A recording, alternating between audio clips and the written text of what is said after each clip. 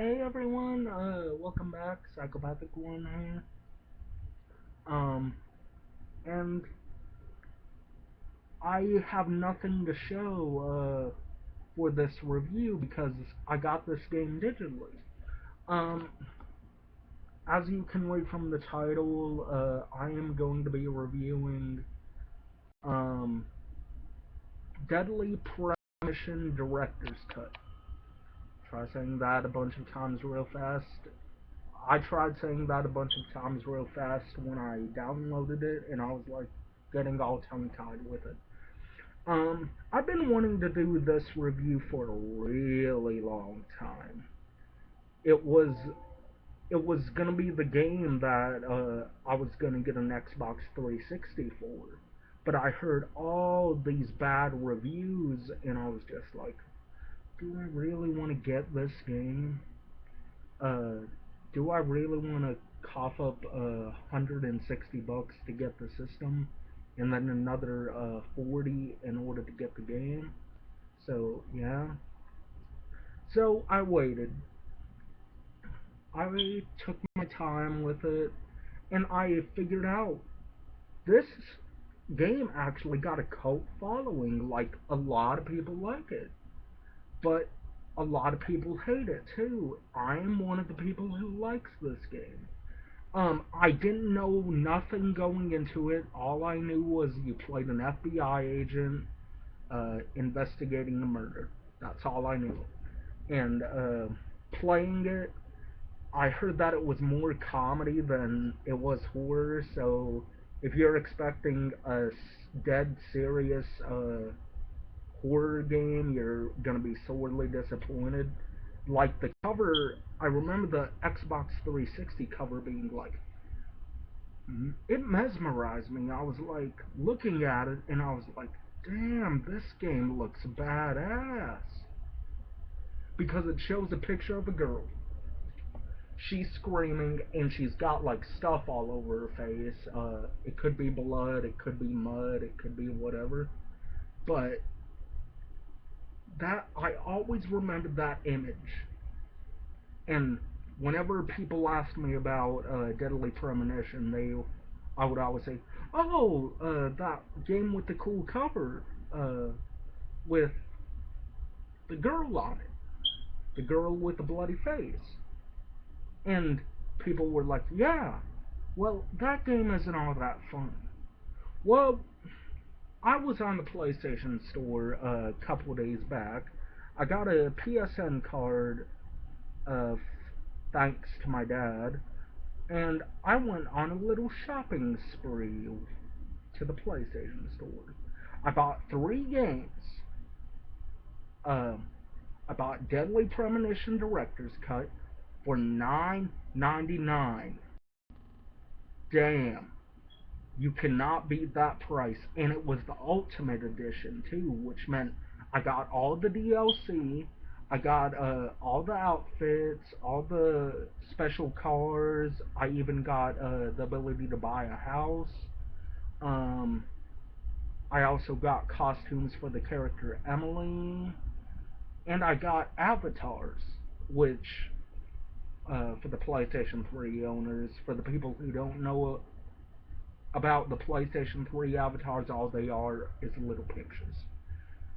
Well, they're pictures of characters from the game, and I haven't downloaded all the avatars yet because I'm getting low on space in my PS3. I have to delete some stuff. I'm going through some stuff to delete right now. But I bought this game 4 days ago.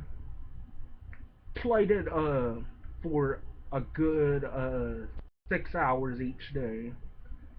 I finally finished it today, and it clocked me in at about 15 hours and 47 minutes. Just shy of 16 hours. I didn't do all the side quests. I did one of the side quests. But I heard there's a shit ton of side quests out there in the game. Um, Now, many people who don't play video games have probably don't know about this game. Um, and and for the people who are just getting into video games, check this one out. It's about this guy by the name of Francis York Morgan. Call him York. He loves to be called by his middle name, so yeah, call him York. He's investigating a murder of this one woman. She's strung up on a tree. It opens up the game with this. A woman is strung up on a tree. Uh, she looks almost crucified, but without the cross. And she's got like something wrapped around her to hold her up on the tree. And she looks like a goddess. So throughout the game, each of the women that are being killed, I won't say how many, but they do die in some pretty gruesome ways. Uh, but they all die in a way where they look like a goddess. And there's a reason for that. And the killer is a sadistic pervert. And I like that. It adds a gritty realism to the game.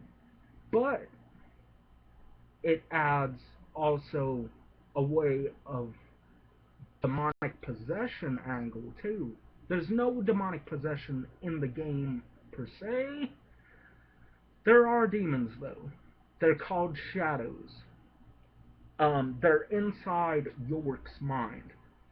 Every time he goes in to investigate, he gets locked by some kind of power. He gets locked inside the place where he's going to investigate, and shadows come out. Now, shadows are like these.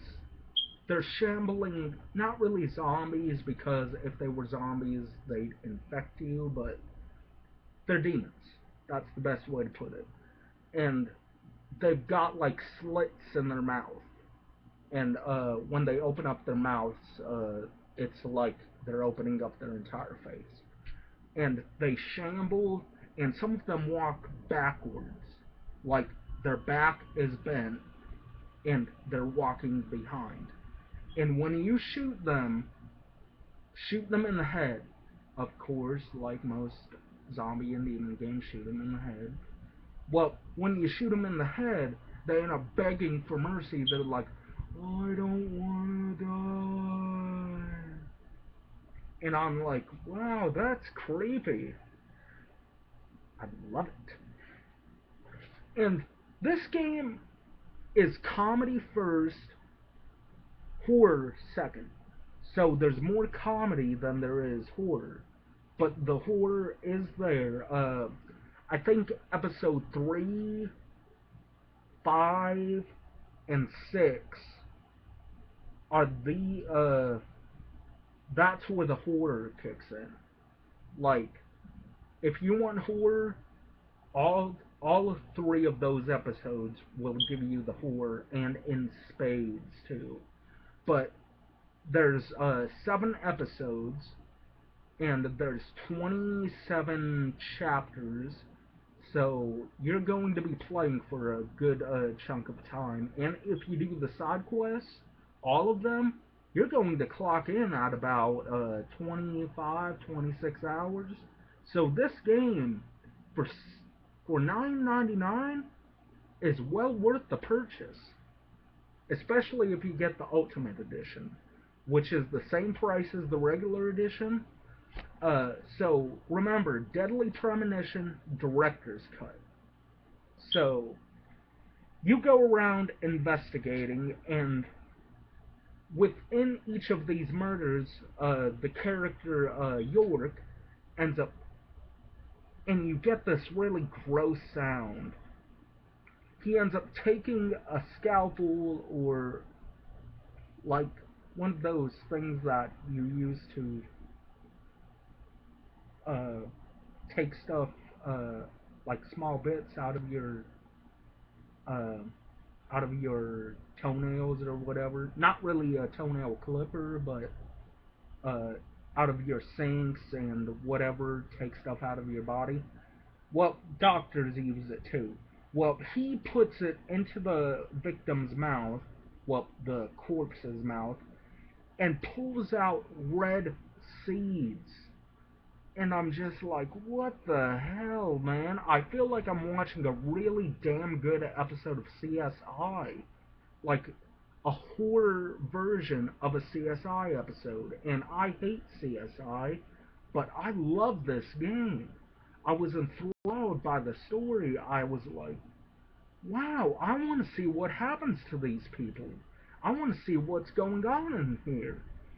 So, the killer wears a slicker, has a huge axe, and he runs.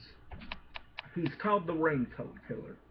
And he runs, and while he's running, he's scraping the axe on the ground so sparks come out. So he's he's not a killer you want to mess with. He or she, so it's got a mystery to it.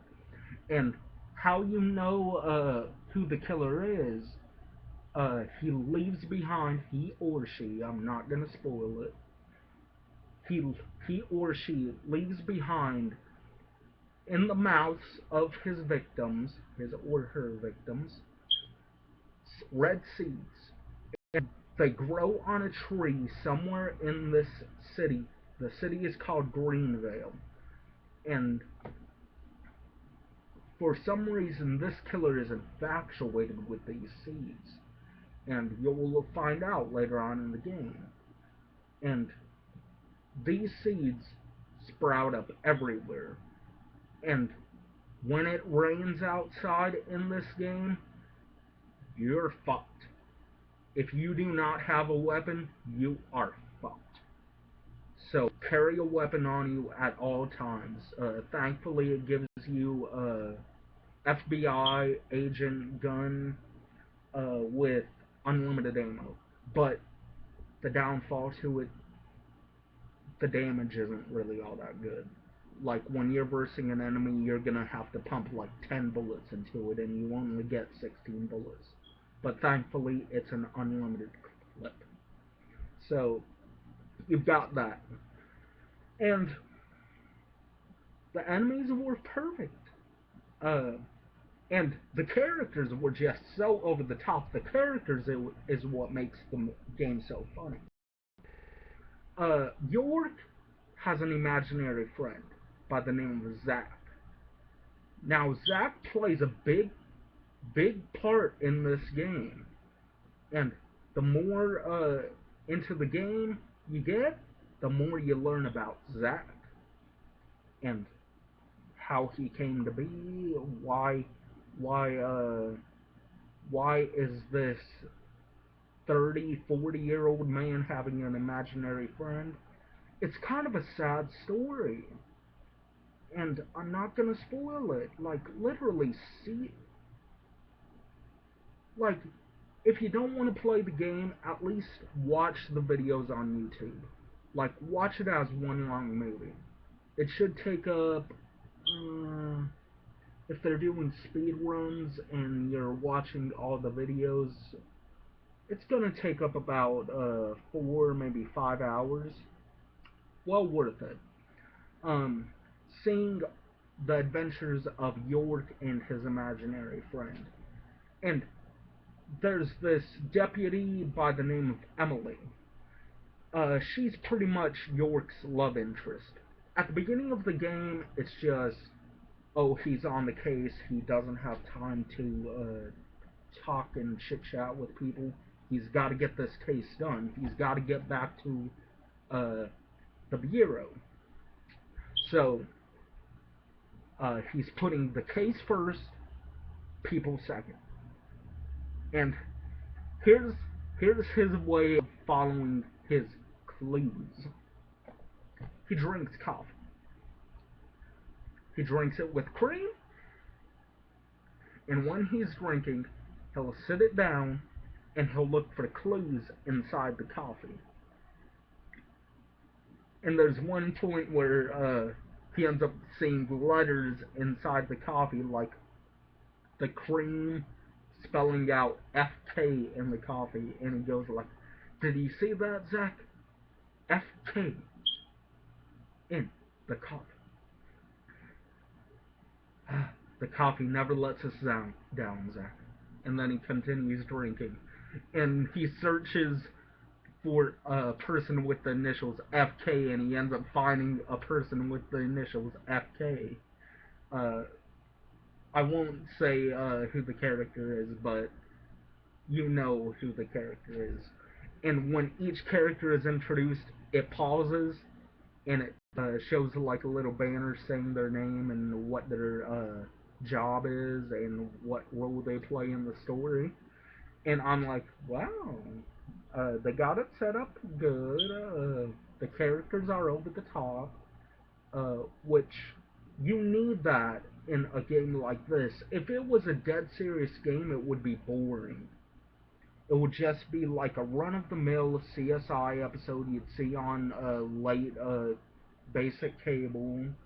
Uh, your mom, your sister, or whoever watches CSI would be like enthralled by it. I'd just be like, but they added over-the-top characters, and that made it unique. Like, I've never seen a game do that. The first half is really realistic. Kind of surreal in a way, too. So, you've got that. And York just doing his business, not going on the crapper or anything, but like doing his business, following the clues in the copy, um, trying to search for answers in the most oddest of places, um, hearing things through food, um, talking about how delicious food can be and how it can help him solve the case. And you've got a cross-dressing officer. You've got one sheriff who's been abused. He's got scars on his back. Um, his name is George, and the cross-dressing officer, his name is Thomas. Um, and Emily is kind of the wise deputy. She always plays by the rules and everything, but she's willing to help out this York character. And so you're going on this adventure, and York, George, and Emily, they're a team. But York wants to be by himself. He's like, you know what?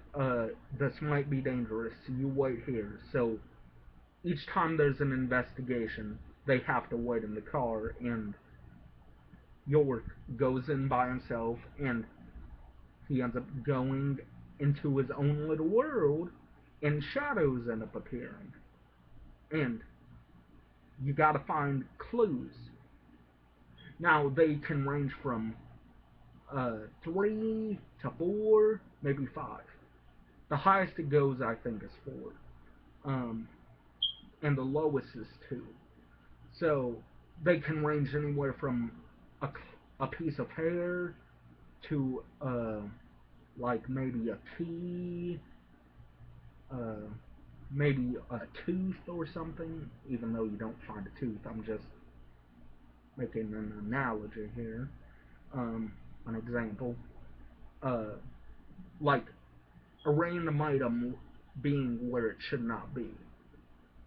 So yeah, or a policeman's badge or something.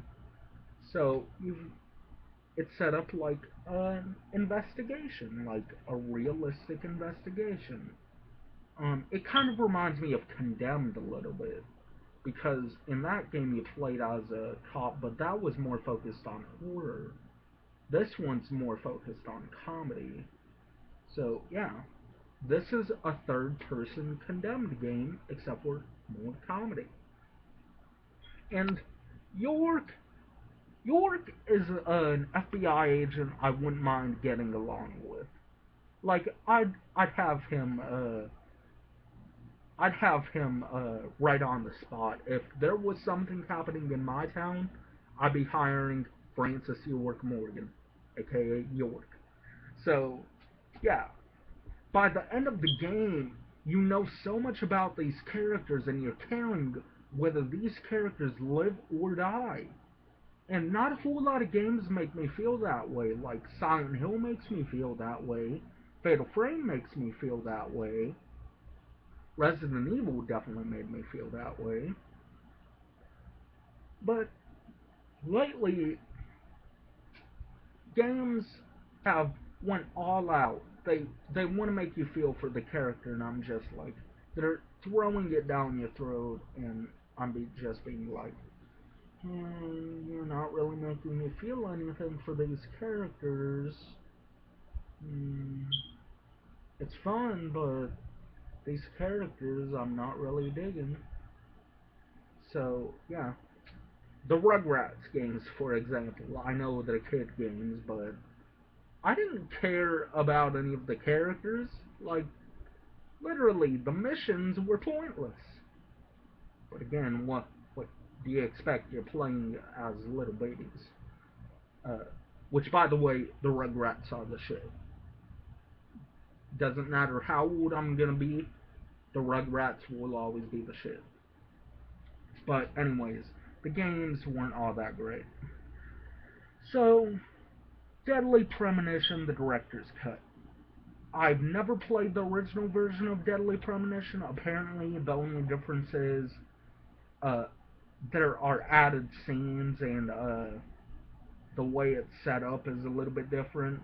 Apparently, in the Xbox 360 version, it's so close to the back you can barely make out what's going on. So in this one, it's set up like an actual third-person shooter, uh, and it's a crime scene investigation game. It's kind of a sim game, so you're you're it's pretty much a day in the life, or in this case, however many days or weeks it's going to be in the life of this uh, FBI agent. It's a role playing game because you level up your ammo a little bit. You get new weapons throughout your investigation. It's a horror game. Again, very little horror until you get around episode 3, 6, and 7. So you've got your horror aspect in there. The creep factor is there. Um, it's got over the top characters, so it's got all the stuff to make a great game. Now people might be wondering, wow, Psychopath1, this game actually sounds pretty cool. Why would people hate it? It's a clunky game, from what everybody says. Oh, the story is just so out there. Really? It's not that far-fetched. A killer in a town, and an FBI agent coming to investigate, and the FBI agent happens to be a total quack. It's a game, so you've got to have some kind of unrealism in there. So, what, you're looking for realism in a game called Deadly Premonition? Come on. So, this game rocks. I loved it. I loved York, I loved Emily, I loved all these characters, even the little characters like Lily and Isaac and Isaiah. Like, all. And I'm terrible with character names in games most of the time, but I felt for these characters. So, what do I give Deadly Premonition Director's Cut? I know people are going to be surprised by this, for the people who know about this game. I'm going to give it a 10 out of 10. I enjoyed this. I can go back to this game and play through it again. I only died 17 times, and it was out of my own fault. It, I was the one to blame for dying. It wasn't the game's fault. So, it's a free roam game, and when you get to the end, you'll feel satisfied. If you play the game for what it is, you're gonna have a hell of a good time. So 10 out of 10. Deadly Premonition Director's Cut. Buy the download for $9.99. Well worth it. Or you can buy a physical copy down at GameStop. I think they have it for like $20. Still worth it. So go out there, get it. Now, if you've already played Deadly Premonition on the 360, I don't know what's different about it. I know the camera angles are different and the textures are a little bit better. But this game was great. Uh, Francis York Morgan, I'd love to see him appear in other games. Uh, I'm glad there are people out there who do like the game because this game needs to be talked about more. This game is way better than the games that come out nowadays. Like, nowadays, all we're getting is first person shooters up the ass. Now, I'm not against first person shooters, it's just you need to ease back on that shit. Like, Call of Duty, they're making one after another each year, two at a time each year. Like, come on, man. And Silent Hill isn't getting just dues either. The Silent Hill games are fantastic, but Homecoming is. Ugh. Homecoming could have been so much better. Having to restart just because of a stupid glitch. But anyways, that's another review for another day. So, all I can say is, check it out. Hopefully you all enjoyed this review. Hopefully I helped people out. Maybe I might not have changed people's minds for the people who didn't want to play the game, but for those who have any interest in it, go out, pick it up. It's only $9.99 on the PlayStation Network, so feel free to get it, both in regular Director's Cut and Ultimate Director's Cut. Go for the Ultimate Edition. Yeah, it's a pretty beefy download because it's 12 gigabytes. So you're going to be waiting for a while if you've got very little space on your hard drive. That's all I'm saying. So anyways, I am really happy with my download, and hopefully you all enjoyed my review. I had fun making this review, and 10 out of 10. Check it out. If you're a fan of that kind of stuff that I already mentioned, check this game out. I think you'll really enjoy it. So, anyways, peace. Psychopath1 signing off. Later.